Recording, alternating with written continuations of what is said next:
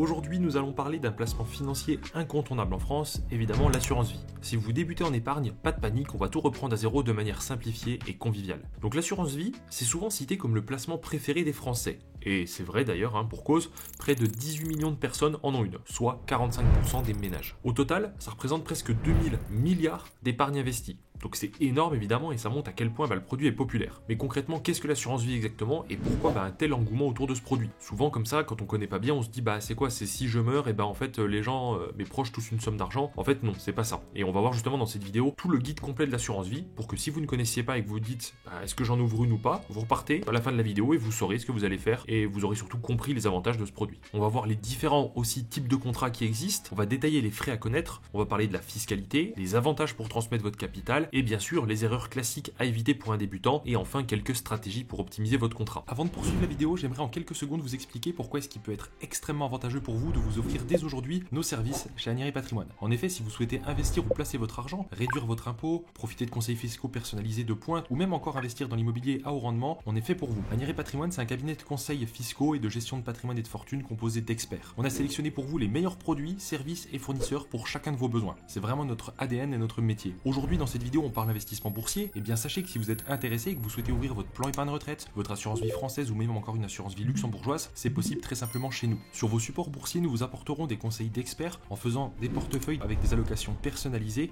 qui répondent à vos besoins et à votre profil d'investisseur. On peut également vous gérer vos portefeuilles avec des gestions à horizon qui sont ultra performantes ou encore des portefeuilles par thématique, par exemple technologie, transition écologique, intelligence artificielle, etc.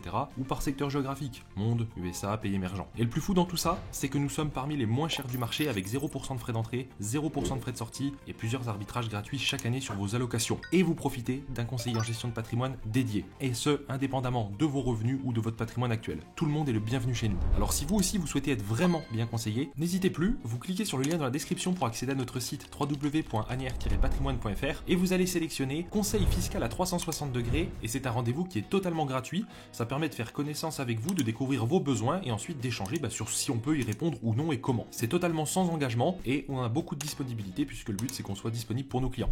Alors n'hésitez plus, cliquez sur le lien dans la description et je vous dis à très vite sur notre site. Principe et fonctionnement de l'assurance vie.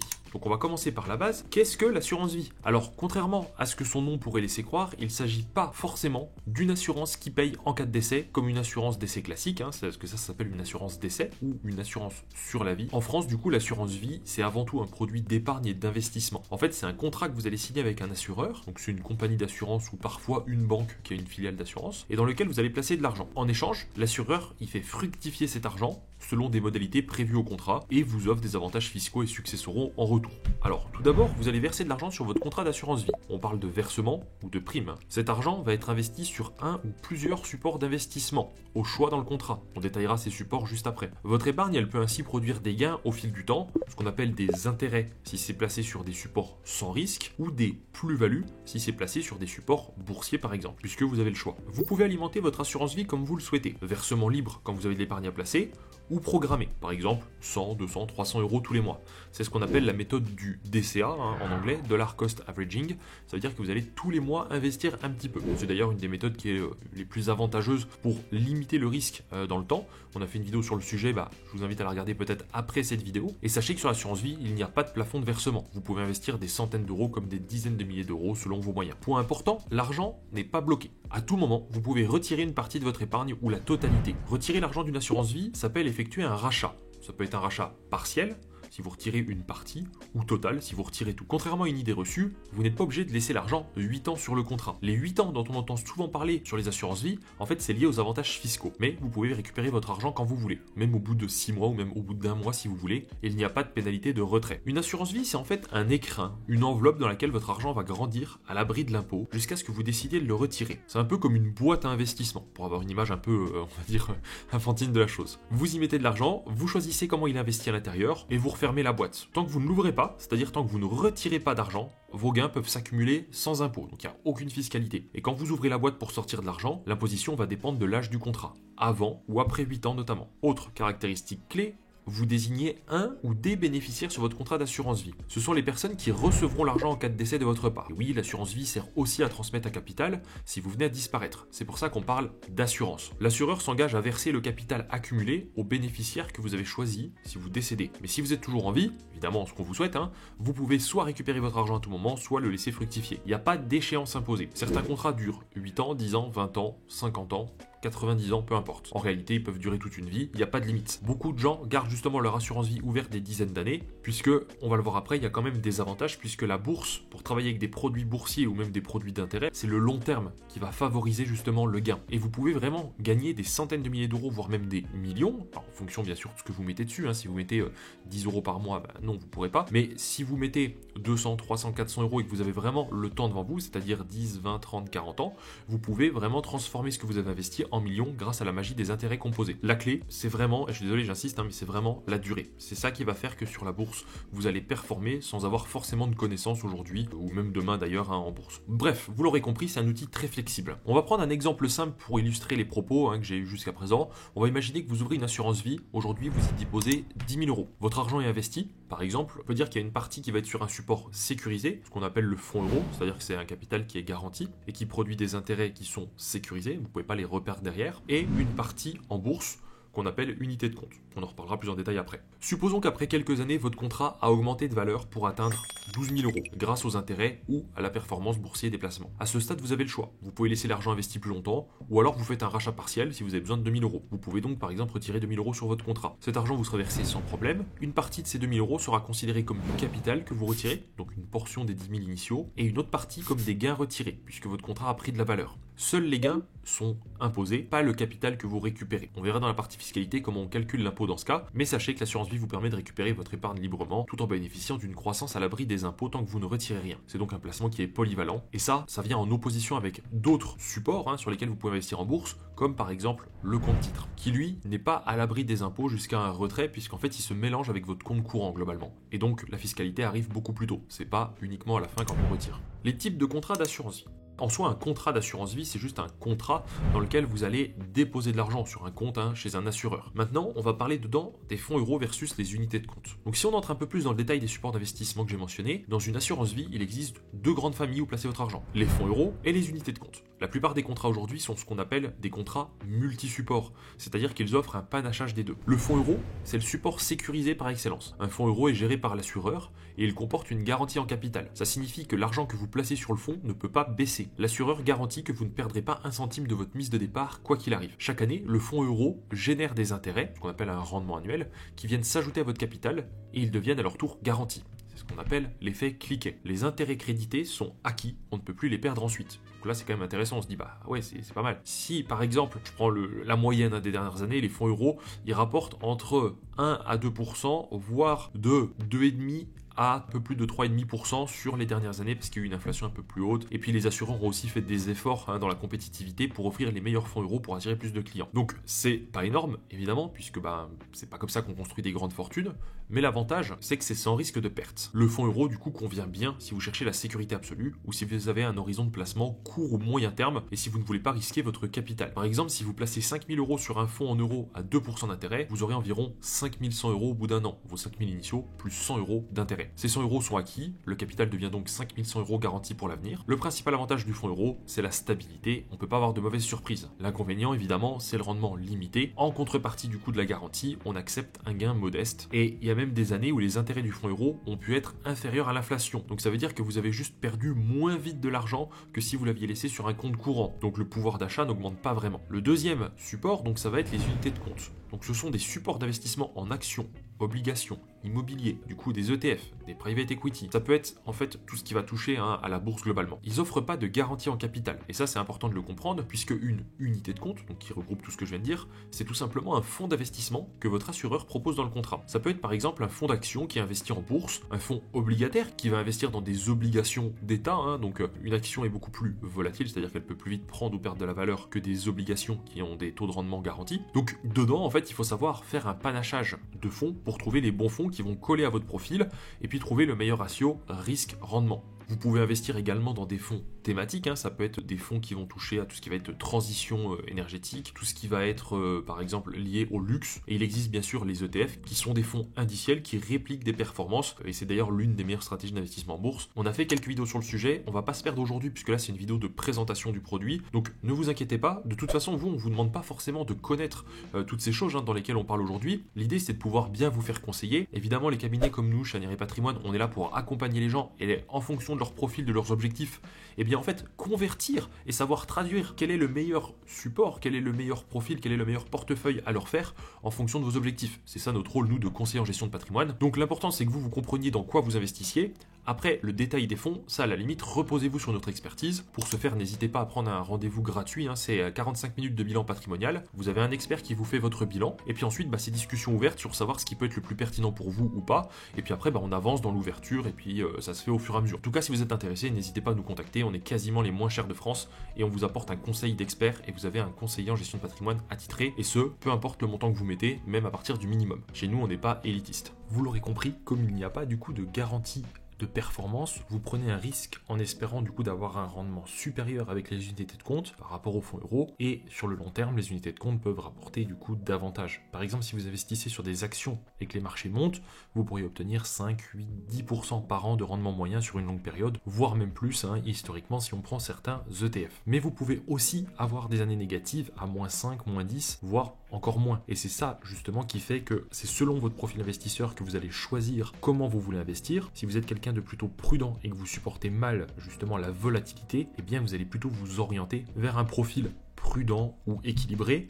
Et si on est sur un profil équilibré, vous allez peut-être avoir 50% de votre argent qui va être investi du coup en fonds euros et 50% qui va être investi en unités de compte. En résumé, fonds euros égale sécurité et unité de compte égale potentiel. L'idéal est souvent de combiner du coup les deux selon les objectifs et le profil comme je viens de le dire. Et si vous êtes jeune et que votre horizon de placement est long, vous pourrez mettre une bonne part en unité de compte pour dynamiser le rendement tout en gardant une base en euros pour la stabilité. Si vous vous dites ok, moi j'investis par exemple dans une assurance vie, je sais que je vais pas y toucher avant peut-être 20 ans ou 30 ans parce que je ne serai pas en retraite avant ce moment-là et c'est de l'argent que je veux garder pour plus tard, alors vous pouvez aller sur des profils ou des investissements qui sont plus risqués, tout simplement parce qu'en fait le temps fait que vous prenez moins de risques. Si là vous investissez et que demain les marchés chutent, bon, vous allez peut-être avoir un -10, -15%. Sauf que c'est pas grave, parce que historiquement, si vous investissez sur des fonds qui sont diversifiés, ça va finir par remonter, et donc sur 20 ans, eh bien, cette mauvaise expérience qui aura peut-être duré 1, 2, 3 ans au début, aura été largement compensée et gommée, et vos marchés auront largement remonté. A contrario, vous l'aurez compris, l'idée c'est de se dire, bon, si j'ai un horizon de 20 ans, quand je vais arriver à 15-16 ans, j'aurai fait des plus-values, mais je vais les sécuriser, et donc je vais faire ce qu'on appelle un arbitrage,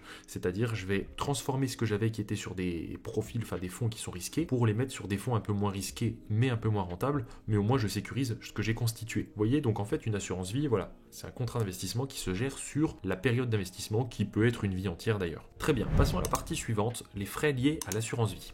Alors on va aborder un aspect qui est un petit peu moins fun mais crucial, les frais. Alors comme tout produit financier, l'assurance vie comporte des frais que vous devez connaître parce qu'ils peuvent affecter la performance de votre épargne. Voici les principaux frais que vous pouvez rencontrer sur une assurance vie avec des exemples pour bien comprendre. D'abord on a les frais d'entrée ou ce qu'on appelle les frais sur versement. Ce sont des frais qui sont prélevés à chaque fois que vous déposez de l'argent sur le contrat. Par exemple si votre contrat affiche 3% de frais sur versement, que vous versez 1000 €, alors 30 € seront pris par l'assureur ou le distributeur en frais.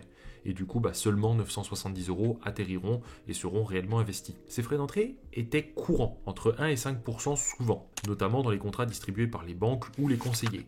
Mais bonne nouvelle pour les épargnants, on trouve de plus en plus de contrats, notamment les contrats en ligne avec 0% de frais d'entrée. La bonne nouvelle, c'est que chez nous, chez Chaniere Patrimoine, on a appliqué le 0% de frais d'entrée en termes de politique, tout en vous octroyant du conseil et en étant un cabinet de gestion de patrimoine officiel. Donc vous avez le beurre et l'argent du beurre. Évidemment, 0%, donc c'est l'idéal, parce que toute l'intégralité de votre argent, en fait, va être déposé et va travailler pour vous dès le départ. Alors imaginez, avec 5% de frais d'entrée, il faut déjà que votre placement gagne 5% juste pour compenser le prélèvement initial, ce qui n'est pas négligeable puisque ça peut représenter jusqu'à 2 ans et demi de rentabilité, par exemple, pour des fonds euros. Donc s'il faut 2 ans et demi pour compenser votre investissement de départ, c'est 2 ans et demi de perdu, que vous n'auriez pas eu avec des 0% de frais d'entrée. C'est un des points principaux sur les frais sur l'assurance vie. Choisissez, même si vous ne travaillez pas avec nous, bien sûr, un contrat sans frais sur versement. Ensuite, en termes de frais, on a les frais de gestion. Alors ça, ce sont des frais annuels qui sont prélevés par l'assureur pour la gestion du contrat et de vos investissements. Ils sont exprimés en pourcentage de l'épargne gérée. Par exemple, un contrat peut prévoir admettons 0,8% de frais de gestion par an sur les encours en unité de compte et 0,9% ou 0,7% sur les encours en fonds euros. Donc concrètement, si vous avez 10 000 euros dans le contrat, dont 6 000 euros en unité de compte et 4 000 euros en fonds euros,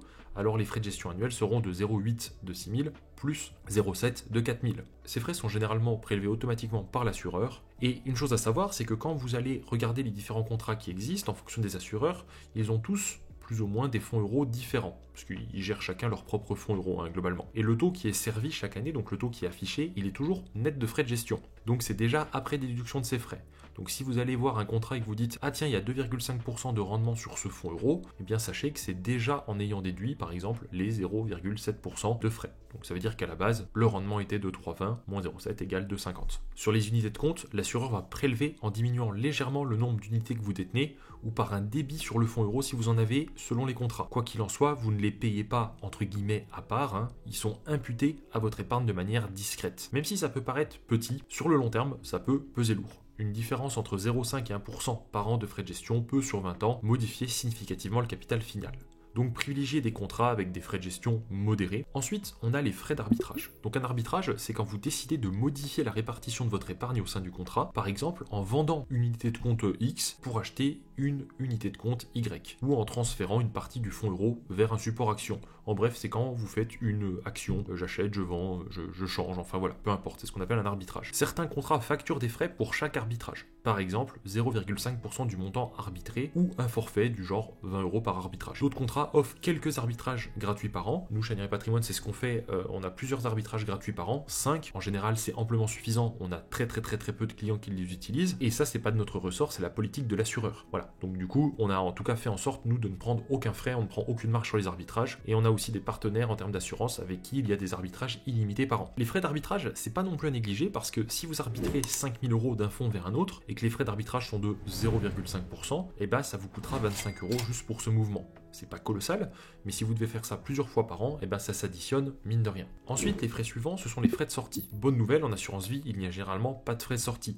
En cas de retrait, vous savez, un retrait c'est donc un rachat. Vous pouvez retirer votre argent sans pénalité de l'assureur, que ce soit un retrait partiel ou la clôture totale du contrat, c'est-à-dire un rachat total. C'est différent par exemple d'un produit comme le PEL qui a une pénalité si fermé avant un certain délai. Attention toutefois, certains contrats prévoient éventuellement des frais si vous transformez votre capital en rente viagère. C'est une option où l'assureur vous verse une rente à vie en échange du capital. Ils prennent des frais sur ce service. Pas forcément courant, ou en tout cas c'est peut-être pas votre optique qu'aujourd'hui. On aura l'occasion d'en reparler un peu plus tard ou dans d'autres vidéos. Mais pour un rachat classique, globalement, pas de frais. La seule, si je puis me permettre le terme, ponction à la sortie, ce sera la fiscalité sur les gains si elle s'applique. On verra ça dans la section fiscale. Les derniers frais, alors ce sont les frais liés aux unités de compte. Donc ça c'est un point qui sont parfois méconnus des débutants. Quand vous investissez sur des unités de compte, sachez que chaque support peut avoir ses propres frais de gestion interne. Par exemple, si une unité de compte est en fait un fonds commun de placement ou une SICAV, admettons, ou même un ETF ou autre, et ben ce fonds peut avoir des frais de gestion. Alors admettons 1,5% par an, en plus des frais de gestion de l'assureur. Donc en fait, qu'on soit bien d'accord, les frais de gestion du contrat,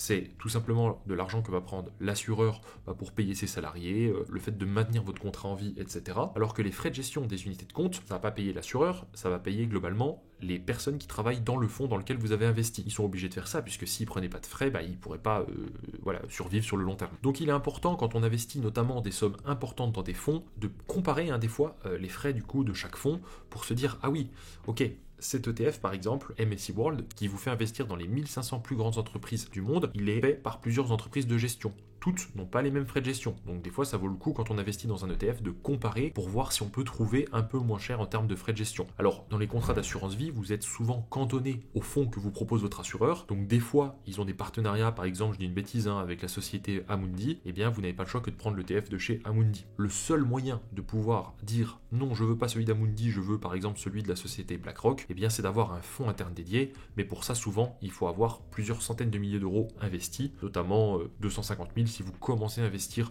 dans des assurances vie luxembourgeoises, mais on va pas rentrer trop dans le détail, là c'est un cas un peu spécifique, on va essayer de rester simple, dans cette vidéo vu que c'est une présentation et que c'est un guide complet. En tout cas, n'hésitez pas à aller voir sur la chaîne parce qu'on a fait plein de vidéos sur les assurances vie luxembourgeoises ou sur des techniques fiscales, donc ça peut toujours vous servir si vous souhaitez en savoir plus. En bref, si je dois résumer cette section, comparez les contrats avant d'ouvrir, cherchez les zéro frais d'entrée, cherchez des frais de gestion qui sont modérés et si possible, peu ou pas de frais d'arbitrage. Ensuite, évitez de souscrire à un contrat qui aurait par exemple 3% de frais sur versement, 1,5% de frais de gestion si vous pouvez trouver mieux ailleurs. Sur le long terme, la différence peut vraiment représenter plusieurs milliers d'euros d'écart, notamment si vous avez une période d'investissement qui est longue. Passons maintenant à un gros morceau, du coup, la fiscalité. Alors l'un des atouts majeurs de l'assurance vie, c'est justement son régime fiscal avantageux, notamment si on respecte une certaine durée de détention. On va expliquer comment les gains sont imposés parce que c'est souvent là que les débutants se grattent la tête. Ne vous inquiétez pas, on va y aller pas à pas avec des exemples concrets. D'abord, tant que vous ne retirez pas d'argent, on l'a dit, vous ne payez pas d'impôt sur les gains à l'intérieur du contrat, contrairement par exemple au compte titre. Votre assurance vie peut alors générer intérêts et plus-value et ne sont pas imposés au fil de l'eau. C'est ce qu'on appelle la capitalisation en franchise d'impôt. Cela signifie que si votre argent fructifie pendant 10 ans dans l'assurance vie, vous n'allez pas payer d'impôt chaque année sur les intérêts, comme ce serait le cas sur un compte bancaire taxable. Alors exemple, si en 2025 votre contrat gagne 500 euros d'intérêt, vous ne les déclarez pas, vous ne payez rien du tout tant que c'est dans le contrat. Ça veut dire que vous ne serez imposé que lorsque vous effectuerez un rachat et uniquement sur la part des gains comprise dans le montant que vous retirez. C'est un énorme avantage parce que ça permet à vos gains, comme ils ne sont pas taxés, de se réinvestir à 100% et produire eux-mêmes des gains. On parle alors d'effet boule de neige ou de la magie des intérêts composés. Attention, il y a quand même des prélèvements sociaux de 17,2% qui s'appliquent sur les gains, mais là aussi c'est différé selon le type de support. Sur les intérêts du fonds euro, les prélèvements sociaux sont prélevés chaque année au moment où l'assureur crédite les intérêts. Vous voyez souvent qu'un fonds euro sert par exemple, admettons, 2% avant prélèvements sociaux et 1,65% net après. Sur les unités de compte, les gains latents ne subissent pas de prélèvements sociaux chaque année. Ils seront prélevés quand vous réaliserez un gain effectivement, donc lorsque vous allez faire un fameux retrait. Du coup, la question c'est, lors d'un retrait, ou d'un rachat, comment calcule-t-on la part de gain qui est imposable? En fait, lorsqu'un rachat partiel est fait, l'argent retiré est considéré comme composé proportionnellement de capital et d'intérêt. Par exemple, si vous avez versé 10 000 euros et que votre contrat en vaut 12 000, au moment du retrait, eh bien, on va dire que du coup, vous aurez eu 2 000 euros de gains accumulés. Ça signifie que votre contrat est constitué de 10 000 euros de capital et 2 000 euros de gains, soit environ 16,7% de gain. Donc si demain vous dites ok je fais un rachat partiel disons je sais pas de 3 000 euros, et ben on va considérer que 16,7% de ces 3 000 euros sont des gains et le reste du capital. 16,7% de 3 000 ça fait 500 euros arrondi, donc du coup sur les 3 000 euros retirés, 500 seront la part de gain soumis à imposition et 2500 seront un retour de votre capital, qui du coup lui n'est pas imposable vu que c'est vous qui l'avez déposé tout simplement. Si à un autre moment vous retirez encore de l'argent, on refera le calcul avec les nouvelles proportions, etc. Pour un rachat total, c'est plus simple, c'est la totalité des gains du contrat qui est à considérer. Alors quand je dis la totalité, c'est juste le total des gains, évidemment, c'est pas le total du capital inclus. Maintenant, quel impôt paye-t-on sur ces gains retirés? C'est un peu ça la grande question. Alors ça dépend essentiellement de l'ancienneté de votre contrat au moment du retrait. La date magique à retenir, c'est 8 ans. En fait, l'assurance vie, elle a un régime fiscal qui est ultra avantageux après 8 ans de détention. Avant 8 ans, c'est moins avantageux, même si ça reste correct. Détail important, on compte 8 ans à partir de la date d'ouverture du contrat, ou plus précisément de la date du premier versement, ce qui d'ailleurs correspond à 1 ou 2 jours près, souvent, avec la date d'ouverture, puisque pour ouvrir un contrat, il faut faire un premier versement. Ce n'est pas lié à chaque versement, c'est l'âge du contrat lui-même. D'où l'intérêt souvent de prendre date, c'est comme ça qu'on dit, en ouvrant un contrat le plus tôt possible, même avec une petite somme, pour démarrer ce compteur fiscal des 8 ans. Donc nous, c'est ce qu'on conseille chez Aniré Patrimoine quand on a des clients qui viennent nous voir pour d'autres sujets, etc. et qui disent non, l'assurance vie pour l'instant, je vais pas faire de versement mensuel dessus parce que je suis en train d'épargner, ou en fait, c'est pas grave. Le minimum chez nous, chez l'assureur qui est le moins cher, c'est 500 euros pour l'ouverture. Mettez 500 euros sur votre contrat d'assurance vie, c'est pas de l'argent perdu, si vous en avez besoin, vous pouvez le retirer, ça va tourner en bourse ou sur le fonds euro en attendant. Et puis, si dans 5 ans seulement vous commencez à investir, c'est pas grave parce que vous aurez déjà gagné du coup 5 ans. Donc il n'y aura plus qu'à attendre 3 ans pour bénéficier de la fameuse fiscalité avantageuse, vous voyez. Donc c'est important d'ouvrir son contrat le plus tôt possible. Voilà, typiquement, moi je l'avais déjà dit dans une autre vidéo, mais moi j'ai mon enfant qui est né il y a 7 mois, donc j'ai un bébé, et je lui ai déjà ouvert en fait une assurance vie à son nom à lui, sur lequel je dépose moi évidemment de l'argent tous les mois, et puis aux anniversaires, etc., quand les grands-parents donnent, mais globalement c'est à son nom. Donc ça veut dire que quand il aura 8 ans, même si c'est un peu prématuré, il aura déjà en soi l'avantage fiscal possible. Donc ça va lui servir quand il sera jeune adulte, en tout cas il bénéficiera déjà d'une fiscalité avantageuse puisque le contrat aura plus de 8 ans. Je vous invite évidemment à faire pareil pour vos enfants. N'hésitez pas à prendre contact avec nous, on s'occupe de tout. On est quasiment les moins chers de France, donc voilà, encore une fois, oui je fais ma pub, mais c'est sincère, quoi. C'est pas juste commercial, c'est vraiment ce qu'on vous propose, c'est pour vous rendre service aussi à vous, parce qu'en soi, sur une ouverture à 500 euros, je crois qu'on gagne moins de 1,50 €, même pas, enfin voilà. Donc vraiment, si on le fait, c'est pour vous aider. Du coup, comment ça se passe en termes de fiscalité? Avant 8 ans, si vous faites un rachat partiel ou total sur un contrat, du coup, qui a moins de 8 ans, la part de gain retirée est imposée soit au barème de l'impôt sur le revenu, c'est-à-dire ajouté à vos autres revenus, ce qui n'est généralement pas avantageux, sauf si vous êtes dans une tranche d'imposition à 11%, puisque en fait, l'autre option, donc celle qui vient en opposition avec le barème d'impôt sur le revenu, c'est ce qu'on appelle la flat tax ou le PFU pour prélèvement forfaitaire unique. Le prélèvement forfaitaire unique, en fait, c'est un taux forfaitaire qui est en vigueur depuis 2018 pour les revenus du capital. Ça a été mis en place puisque ça nous permet un petit peu en France de nous aligner sur la fiscalité des autres pays européens, voire même mondiaux dans certains cas, et de rester un petit peu compétitif, parce qu'avant on était justement trop taxé sur les revenus du capital. Et du coup, à ces fameux 12,8% d'impôt sur le revenu, on ajoute les 17,2% de prélèvements sociaux, et là, si vous faites le calcul, ça fait 30%. C'est pour ça que souvent on parle de 30% de flat tax. En fait, c'est 12,8 d'impôt sur le revenu, plus 17,2 de prélèvements sociaux, donc ça fait 30 au total. Alors que si vous optez pour le barème progressif, et que vous êtes dans une tranche à 11%, plus les 17,2 du prélèvement sociaux, et bien du coup ça va vous faire 28,2% au lieu de 30. Vous voyez, donc c'est que dans le cas où vous êtes dans une tranche à 11%, que ça vaut le coup de retirer ces gains au barème progressif. Et encore attention, si vous avez trop de gains, le fait que ces gains viennent s'ajouter à vos revenus, ça peut vous faire passer une tranche supérieure, et donc potentiellement il y aura une partie de ces revenus qui va peut-être être taxée à 30%, donc il faut bien faire le calcul en amont. Pareil, si vous ne savez pas trop comment calculer, etc., vous pouvez voir avec votre conseiller, ou alors vous pouvez prendre un rendez-vous de conseil avec nous, et on fera les simulations nécessaires pour vous dire sur quoi opter. Donc voilà, après la plupart des gens qui sont des tranches à 30 ou 41%,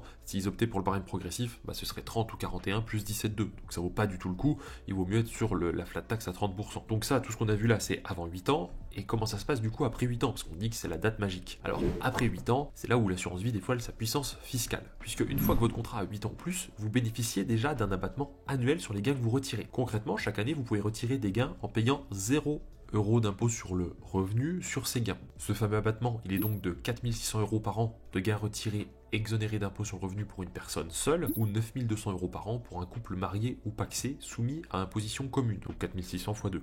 Attention, cet abattement s'applique sur les gains, pas sur le montant total retiré. Donc par exemple, si vous retirez 10 000 €, dont 2 000 € de gains et 8 000 € de capital, les 2 000 € de gains sont en dessous de 4 600, donc si vous êtes célibataire, ils entrent dans l'abattement. Vous ne paierez pas un centime d'impôt sur le revenu sur ces 2 000 €. Par contre, les 17,2% de prélèvements sociaux s'appliquent, soit du coup 344 € dans cet exemple, mais 0 d'impôt sur le revenu. Donc globalement, c'est quand même pas mal puisque c'est comme si vous aviez qu'une flat tax qui est exceptionnellement à 17,2 au lieu d'être à 30%. Si vous aviez retiré une somme incluant, alors admettons 6 000 € de gains, vous êtes toujours célibataire, là il n'y a que les 4 600 premiers euros qui seraient exonérés et le reste, donc les 1400 restants, seraient imposables. Alors il serait imposable, oui, sauf que comme votre contrat a plus de 8 ans, il y a un deuxième avantage fiscal qui vient se greffer, il serait taxé au taux spécial de l'assurance vie de 7,5%. Parce qu'après 8 ans, le taux d'impôt sur le revenu applicable aux gains qui excède l'abattement, il est que de 7,5% seulement au lieu de 12,8%. 7,5% de 1400 €, si on garde l'exemple des 6000 que j'ai cité avant, ça fait 105 € d'impôt sur le revenu. Les 17,2 de prélèvements sociaux s'appliquent quand même sur l'intégralité des 6000 € de gains, bien évidemment. Ce qui fait du coup 1032 € de prélèvements sociaux, mais voilà, vous avez compris l'idée. Après 8 ans, une bonne partie de vos gains peuvent échapper à l'impôt sur le revenu, et même si ça dépasse un petit peu en fonction de ce que vous allez retirer comme gain chaque année, le taux de 7,5% est quand même relativement bas. Et c'est ce régime ultra allégé après 8 ans qui fait de l'assurance vie un placement très prisé, parce qu'en planifiant bien, on peut même retirer régulièrement des sommes en ne payant quasiment que les prélèvements sociaux. Typiquement, je vous donne un exemple. Admettons que vous avez, 50 000 € sur une assurance vie. Admettons que ces 50 000 €, ils travaillent du coup avec une rentabilité moyenne à 10% et que vous avez des produits qui vont distribuer du dividende. Et bien du coup, chaque année, vous pouvez générer donc 5 000 € de bénéfices. Donc sur ces 5 000 €, vous pouvez retirer 4 600 sans payer d'impôt sur le revenu, et il n'y aura que les 400 € restants qui vont être soumis donc du coup au 7,5% d'impôt sur le revenu, en plus bien sûr des prélèvements sociaux. Donc c'est quand même assez avantageux. Bien sûr, je vous dis que là ça génère un rendement moyen de 10% et tout ça, c'est toujours fluctuant. Et c'est pas un rendement sûr, sauf si vous êtes sur des produits obligataires ou des produits très spécifiques, mais là on n'est pas sur du 10%, ou généralement pas en tout cas. Donc c'est pas forcément aussi linéaire, mais en moyenne, voilà, vous savez que si vous avez des gains générés par votre assurance vie, ça peut être un bon moyen de vous faire un complément de revenu peu taxé. Alors il y a juste une petite précision à vous donner, c'est que le fameux taux de 7,5% après 8 ans, en fait il est valable sur la fraction des gains qui correspondent à des versements totaux jusqu'à 150 000 euros par personne, versés sur l'ensemble de vos contrats d'assurance vie, donc après 2017. Si vous avez versé des sommes très importantes, c'est-à-dire supérieures à 150 000 après les nouvelles règles, l'excédent de gain peut rester taxé à 12,8%. Je ne vais pas compliquer ici dans cette vidéo, retenez simplement que pour la grande majorité des épargnants, après 8 ans, on a cet abattement annuel qui a un taux réduit. Alors la question que vous pouvez vous poser, c'est de dire, ok, est-ce que du coup, cette fameuse flat tax est plus avantageux après 8 ans? Du coup, oui, cette fois-ci pour la majorité des gens, même ceux qui sont dans des tranches à 11%, le seul cas où c'est plus avantageux de prendre le barème progressif, c'est si vous êtes dans une tranche d'imposition à 0%, puisque 0% c'est toujours mieux que 7,5%. Et en cas de décès, si vous décédez, le contrat d'assurance vie est dénoué et les fonds vont à vos bénéficiaires désignés. Bonne nouvelle, en cas de décès, les gains accumulés ne subissent pas l'impôt sur le revenu du tout. L'imposition dont on a parlé, donc 12,8 et 7,5, concerne uniquement les retraits du vivant du souscripteur. Au décès, on bascule dans la fiscalité spécifique des assurances vie à la transmission, qui est encore un nouvel atout majeur de ce placement. C'est notre prochaine section, mais pour faire la transition, retenez ceci. L'assurance vie permet de transmettre un capital dans des conditions fiscales bien plus favorables que l'héritage classique. En vivant, c'est un outil d'épargne qui est très souple et peu imposé. Au décès, c'est un outil de transmission avantagé. Voilà, ce sera la citation de la vidéo, mais si vous devez retenir quelque chose de global, c'est ça. Pour finir sur la fiscalité des rachats, soulignons un dernier avantage, la souplesse. Vous n'êtes pas obligé de clôturer le contrat pour prendre de l'argent, vous pouvez faire des rachats partiels de temps en temps en fonction de vos besoins, et ainsi ne retirer que ce qu'il faut en optimisant les abattements. Par exemple, quelqu'un ayant un contrat de plus de 8 ans pourrait choisir de retirer chaque année une somme correspondant à 4100 € de gain s'il est célibataire pour payer aucun impôt, et garder ensuite le contrat ouvert pour le restant qui continue de fructifier. C'est une stratégie qui est très utilisée à la retraite pour se verser un revenu régulier défiscalisé. De plus, entre les arbitrages au sein du contrat, l'absence d'imposition tant qu'on ne sort pas l'argent et l'abattement après 8 ans, l'assurance vie offre une optimisation qui est finalement assez difficile à battre sur certains axes. Chaque type de contrat, donc compte titre, plan épargne action, contrat de capitalisation ou assurance vie a ses avantages, mais voilà, ça reste un des produits qui est quand même dans le haut du panier. Et l'un des avantages aussi qui peut être intéressant, je crois que j'en ai parlé en début de vidéo, c'est du coup l'assurance vie luxembourgeoise qui permet une flexibilité internationale, etc. Donc n'hésitez pas aussi à aller voir la vidéo si jamais après celle-ci, je vous mets la miniature à l'écran, ça peut vous parler. Bon ok, on va maintenant aborder donc du coup la partie transmission du capital. Donc on va maintenant parler donc de ce qui se passe à la succession, c'est-à-dire si le titulaire de l'assurance vie décède, eh bien l'assurance vie du coup est souvent mise en avant pour ses avantages en matière de transmission, d'où le nom assurance vie, et vous allez voir pourquoi. Lorsque vous ouvrez un contrat, on vous demande de remplir une clause bénéficiaire. C'est un passage crucial où vous indiquez le ou les bénéficiaires de votre choix, c'est-à-dire les personnes qui recevront les fonds de l'assurance vie à votre décès. Vous pouvez mettre qui vous voulez. Votre conjoint, vos enfants, vos petits-enfants, un autre membre de la famille, un ami proche, voire une association ou une œuvre caritative si le cœur vous en dit. C'est vous qui décidez. Et en cela, l'assurance vie vous permet de contourner partiellement les règles de succession classiques, qui imposent par exemple de respecter la réserve héréditaire pour les enfants. L'argent d'une assurance vie est considéré comme hors succession, ce qui signifie qu'il n'entre pas dans le calcul de la succession, divisé entre héritiers réservataires, dans la limite des primes non exagérées. En gros, tant que vous n'abusez pas en vidant tout votre patrimoine sur l'assurance vie, juste pour déshériter vos proches, ce qui pourrait être contesté s'il y a abus. Vous avez du coup une grande liberté pour attribuer ce capital à qui bon vous semble. Du coup, l'assurance vie bénéficie d'un traitement fiscal ultra avantageux au décès du souscripteur pour les bénéficiaires. Chaque bénéficiaire de votre assurance vie va profiter d'un abattement. Alors oui, encore un abattement, mais cette fois, c'est sur les droits de succession de 152 500 €. Ça signifie que chaque bénéficiaire peut recevoir jusqu'à 152 500 € issus de vos contrats d'assurance vie sans payer aucun droit de succession. Au-delà de ce montant, la fraction taxable est soumise au taux de taxation forfaitaire de 20%, puis 31,5% sur la part au-delà de 700 000 € par bénéficiaire. Mais là, on parle déjà de montants très élevés. Pour comparer dans une succession classique, donc hors assurance vie, un enfant a certes un abattement de 100 000 €, mais après ça, il paye 20%, puis 30% sur ce qu'il reçoit. Un neveu-nièce n'a un abattement que de 7 958 € et paye 55% au-dessus, et un non-parent paye carrément 60% de droits de succession au-delà de 1594 € symboliques. L'assurance vie permet donc de transmettre des sommes importantes à moindre coût fiscal. Par exemple, si vous léguez 200 000 € via une assurance vie à une personne, enfant, ami, peu importe, les 152 500 premiers euros seront reçus sans impôt et les 47 500 € seront taxés à 20%. Soit 9 500 € d'impôt à payer pour 200 000 € de transmis, ce qui est quand même extrêmement raisonnable. Le bénéficiaire obtient donc net 190 500 € environ, donc sur les 200. Si cette même personne avait reçu 200 000 € via une succession normale, et que c'était un enfant qui peut donc profiter d'un abattement de 100 000 €, en admettant que vous n'ayez pas fait de donation dans les 15 ans qui précèdent, eh bien il y aurait eu 100 000 € taxables à 20%, donc 20 000 € d'impôt, au lieu du coup de 9 500. Et c'est là où c'est peut-être le plus drôle, c'est que si c'était du coup un non-parent, la taxation aurait été énorme, plus de 60 000 € €. Donc là, on voit bien que l'avantage net de l'assurance vie, c'est la transmission aussi. Mieux, si vous avez 2 enfants bénéficiaires, admettons désignés à 50-50 sur 200 000 €, chacun reçoit 100 000 €, et comme 100 000 €, c'est inférieur à 152 500, chacun est intégralement exonéré, ce qui veut dire 0 € de taxe. Ils reçoivent 100 000 € chacun, point barre. Il aurait fallu transmettre 305 000 € pour commencer à dépasser les 152 500 par tête, et seulement là, du coup, il y aurait eu un début de taxation. Vous comprenez pourquoi on dit qu'avec l'assurance vie, on peut faire son propre partage et qu'on peut avantager ses proches. Vous multipliez les abattements par le nombre de bénéficiaires. Théoriquement, une personne qui voudrait transmettre 600 000 € pourrait nommer 4 bénéficiaires avec 150 000 € chacun et ne paierait aucun droit de succession. C'est donc extrêmement puissant comme outil de transmission. Attention cependant à un point, c'est attention à l'âge des versements. Il y a une subtilité importante. Le régime que je viens de décrire, donc 152 500 € d'exonération par bénéficiaire, puis 20%, puis 31,25, s'applique aux primes versées avant le 70e anniversaire de l'assuré. Si vous alimentez votre contrat après vos 70 ans, l'avantage fiscal est moins généreux. Vous allez comprendre, c'est fait pour justement éviter que les personnes qui sont sur leur ligne mort se disent mince, j'ai rien fait, allez, je m'y mets tout de suite, et puis du coup, l'État serait perdant. Dans ce cas de figure, tous les bénéficiaires ensemble ne bénéficient plus que d'un abattement global de 30 500 €, et au-delà, les sommes versées après 70 ans retombent dans la succession imposable selon les règles normales, c'est-à-dire selon le lien de parenté de chaque bénéficiaire. Cependant, et c'est souvent mal compris, les intérêts générés après 70 ans par ces primes restent exonérés de droits de succession. Concrètement, si à 72 ans vous versez 50 000 € sur une assurance vie et que ça fructifie jusqu'à,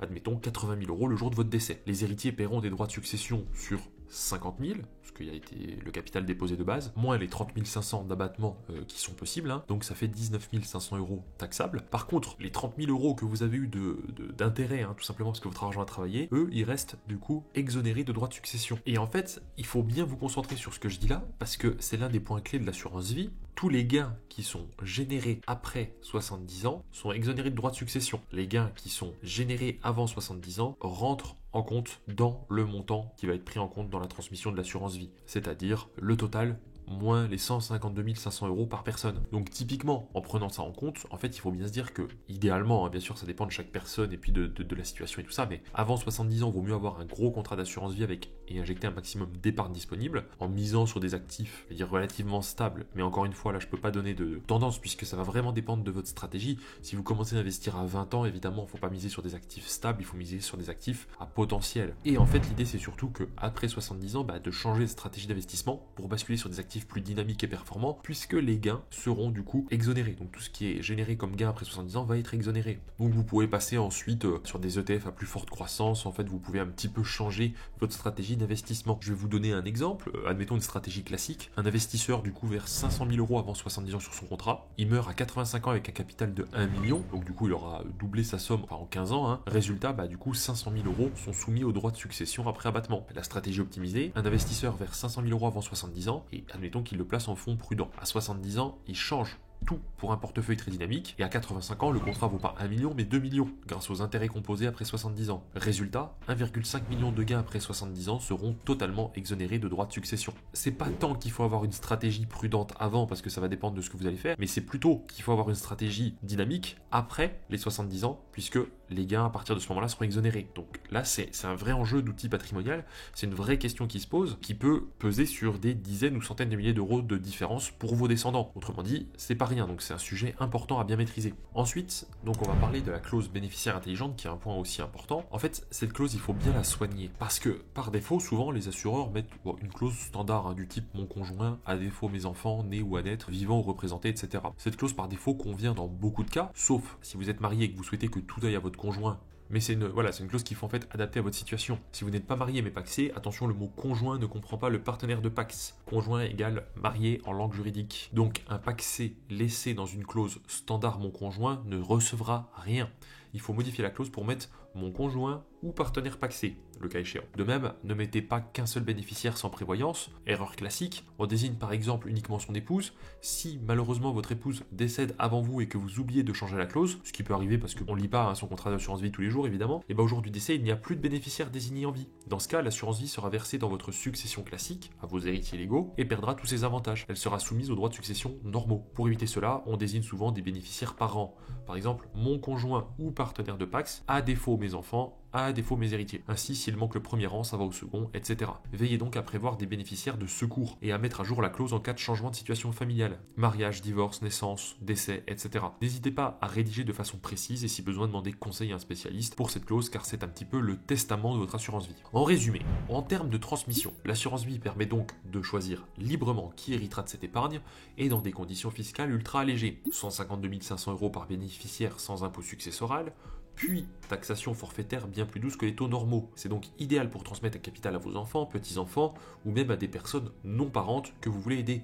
Par exemple, on peut laisser de l'argent à un filleul ou à un ami cher sans leur infliger les 60% de taxes de succession des personnes qui ne sont pas de la famille. C'est pour toutes ces raisons qu'on dit souvent que l'assurance vie est un outil de succession incontournable en plus d'être un outil d'épargne utile.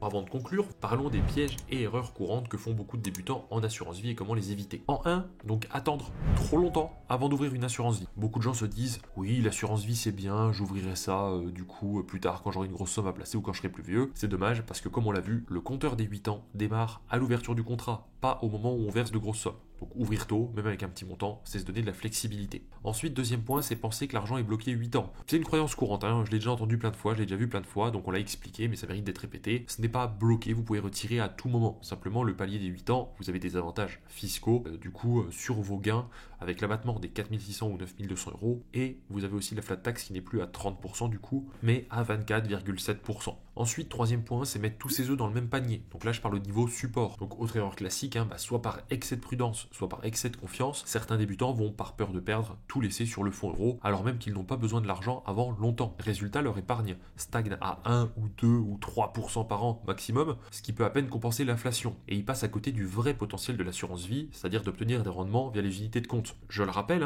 mais les rendements qu'on peut obtenir en bourse peuvent atteindre des rendements qui vont être compris entre 8, 15, voire 20% selon où vous investissez chaque année. Et avec justement cette magie des intérêts composés, vous pouvez sincèrement, sur la période d'une vie, c'est-à-dire par exemple quand vous commencez à bosser jusqu'à votre retraite, vous pouvez largement devenir millionnaire grâce à la bourse et grâce à l'assurance vie en appliquant des techniques très simples comme investir tous les mois une somme fixe sur les bons supports. Voilà, on a fait une vidéo là-dessus, c'est peut-on devenir millionnaire donc avec une assurance vie? La réponse est oui, il faut juste du temps et être bien conseillé. Justement, l'humain se dit j'ai le temps donc il fait pas. Alors qu'en fait c'est j'ai le temps, formidable, c'est une opportunité. Voilà, comme je vous l'ai dit, moi j'ai commencé à mettre de l'argent pour mon fils, il a 7 mois, il a même pas conscience, mais vous imaginez que du coup de ses 0 ans jusqu'à ses disons 22, 23 ans qu'il commence à travailler, son argent va travailler vraiment de manière croissante, il va commencer à travailler avec une très forte somme, et s'il a la chance d'avoir un job directement qui paye suffisamment bien et qu'il n'a pas besoin de cette épargne, il va pouvoir le laisser travailler, et grâce à la magie des intérêts composés, il va probablement pouvoir devenir millionnaire autour de ses 40 ans, voilà, sous réserve évidemment de bien gérer, de pas faire n'importe quoi, et puis de pas flamber ce qu'il a, ou alors de faire des arbitrages saugrenus. En gros, c'est ça. Mais ce que je vous dis, c'est une réalité, et c'est juste que ça peut paraître choquant parce qu'on se dit mais non, mais c'est pas si simple. Non, c'est pas simple, c'est juste qu'il faut énormément de temps, mettre de l'argent tous les mois, et en fait, il n'y a pas beaucoup de gens qui le font concrètement, tout simplement par manque de conseils, parce que dans ce pays, en France, l'éducation financière n'est pas du tout un axe de priorité, l'école nous apprend rien, la société nous apprend rien, il faut vraiment faire ses recherches par soi-même, ou alors avoir des conseils de ses proches, mais en fonction de son cercle social, on n'a pas toujours des gens qui sont en capacité de vous conseiller financièrement, parce que eux-mêmes ne s'y intéressent pas, mais voilà, c'est bien une réalité, c'est pas pour vendre du rêve. Ensuite, le point suivant, c'est de choisir un contrat aux frais élevés ou d'ignorer l'impact des frais. On l'a dit au début, attention aux frais, ça peut avoir une part significative sur le long terme. Plutôt privilégier des contrats avec des frais moindres et si possible un conseiller de qualité pour directement prendre les bonnes stratégies dès le début. L'autre point qui peut être stupide et qu'il faut éviter, c'est de fermer son contrat pour en ouvrir un autre, puisque du coup, ça, quand vous fermez votre contrat, ça clôture l'ancienneté. Donc imaginons que vous avez ouvert une assurance vie depuis 6 ans dans une banque avec des frais élevés, vous découvrez qu'un courtier en ligne ou par hasard, le cabinet Aniré Patrimoine vous propose un super contrat plus performant, vous vous dites, je vais fermer mon vieux contrat et transférer l'argent sur le nouveau. Sauf qu'en assurance vie, on ne peut pas transférer directement un contrat d'un assureur à un autre en conservant l'antériorité fiscale. C'est pas comme un PEA transférable ou un PER transférable. Si vous fermez, vous touchez l'argent, mais fiscalement c'est un rachat. Vous perdez donc les 6 ans que vous avez fait. Du coup, il aurait peut-être mieux valu ouvrir le nouveau contrat pour de nouveaux versements, tout en conservant l'ancien jusqu'à ses 8 ans. Et là, soit vous le conservez quand même, après 8 ans, vous pouvez sortir avec l'abattement et replacer sur un nouveau sans perte, ou alors vous le conservez en disant, bon, je fais juste plus de versements dessus, mais ce qui est dessus, il est dessus, puis mes nouveaux versements, je le fais sur le nouveau contrat moins cher. Donc voilà, ne fermez pas activement un contrat ancien. Ensuite, le point suivant, ça va être de négliger la clause bénéficiaire, on en a parlé il y a pas longtemps dans la vidéo, de bien la travailler, je vais pas me répéter, on l'a dit il y a moins de 5 minutes. Et ensuite, le point suivant, donc ça va être de verser aussi des grosses sommes après 70 70 ans sans stratégie. Comme on l'a dit, une transmission ça s'anticipe et ça s'anticipe avant ses 70 ans. Donc il faut bien anticiper pour avoir une stratégie fixe et éclairée en amont, plutôt verser les sommes avant et ensuite plutôt laisser travailler les sommes placées pour produire des intérêts par la suite. Ensuite, le point suivant, c'est croire que l'assurance vie est réservée aux riches ou qu'il faut beaucoup pour que ça vaille le coup. Non, pas du tout. On l'a dit, on peut effectivement sur la durée d'une vie devenir millionnaire avec des versements de quelques centaines d'euros par mois en ayant les bons supports, donc il n'y a pas besoin d'être riche. Franchement, c'est un produit qui convient à tout le monde et je vous dis, on peut l'ouvrir des 500 euros. Globalement, à part vraiment si vous êtes un petit peu en galère ou juste ce mois-ci, dites-vous que dans 1 ou 2 mois, vous pourrez certainement l'ouvrir. Voilà, donc c'est facile. Et le dernier point, c'est de ne pas tenir compte de l'horizon de placement. Alors attention, si jamais vous dites oui, je vais ouvrir une assurance vie pour accéder au marché boursier. Par contre, moi, dans 3 ans, j'achète ma résidence principale, donc je vais peut-être devoir retirer l'argent. Et bien alors dans ce cas, on va peut-être soit vous orienter vers un plan épargne retraite, parce qu'il y a des avantages fiscaux à mettre de l'argent sur un plan épargne retraite. Vous pouvez retirer une partie de cet argent en guise d'apport, tout simplement pour votre résidence principale, ça fait partie des conditions.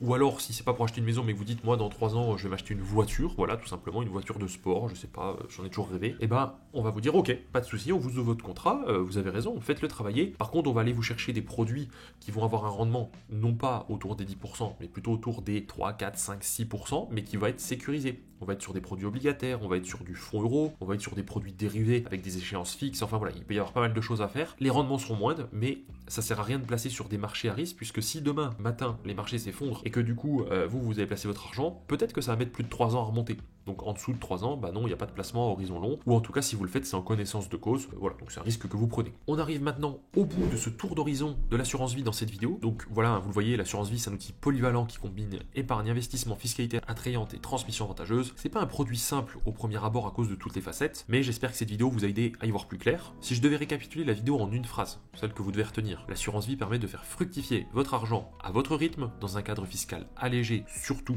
au-delà de 8 ans, et de le transmettre ensuite à vos proches dans d'excellentes conditions en termes de fiscalité. C'est donc une double casquette, placement de vie et transmission après la vie, ce qui en fait un pilier de la finance personnelle en France. Si vous êtes débutant, retenez les points clés. En gros, vous ouvrez un contrat dès que possible, vous faites attention aux frais. Selon votre horizon de placement, soit on va à 100% en bourse, soit on va réduire le quota pour faire peut-être un mix entre fonds euros et unité de compte selon votre profil. Vous soignez votre clause bénéficiaire quand on l'ouvre, d'accord? Et puis vous évitez les pièges qu'on a vus, l'argent n'est pas bloqué, il ne faut pas fermer sans réfléchir, etc. Avec ces bonnes pratiques, l'assurance vie peut vraiment devenir votre allié financier pour de nombreux projets. Sachant qu'il existe aussi à terme, n'oubliez pas, tout simplement le fait de pouvoir nantir son assurance vie pour obtenir un prêt, c'est-à-dire que si vous êtes au-delà de l'endettement classique, eh ben, vous pouvez quand même à un moment obtenir du coup un prêt en disant ok, je mets en caution mon assurance vie, donc là vous pouvez plus racheter tant qu'il y a une caution dessus, mais par contre ça peut être avantageux pour la suite, puisque du coup vous aurez obtenu un prêt que vous n'auriez pas pu sans. Donc c'est un outil de négociation, un effet de levier de négociation pour les banques. Il vous reste plus qu'à vous lancer si le cœur vous en dit. N'hésitez pas à prendre rendez-vous, le lien dans la description est gratuit, c'est un rendez-vous bilan patrimonial de 45 minutes avec un expert qui saura vous conseiller, vous dire quoi faire et comment faire. Voilà, en tout cas bravo, vous avez tenu probablement à peu près l'équivalent d'une heure de vidéo pour prendre les bases et des décisions éclairées par la suite, parce que le travail que vous avez fait là, il y a beaucoup de gens qui ne le font pas, donc déjà félicitez-vous de l'avoir fait, c'est que vous êtes en train de prendre votre avenir en main. Merci d'avoir suivi évidemment la vidéo, n'oubliez pas de vous abonner, likez la vidéo, la partager si vous avez des proches qui ne connaissent pas, c'est comme ça qu'on fait une culture financière auprès de ses proches, c'est en partageant ce genre de sujet, et puis je vous dis à très vite pour de prochains contenus. Merci à tous.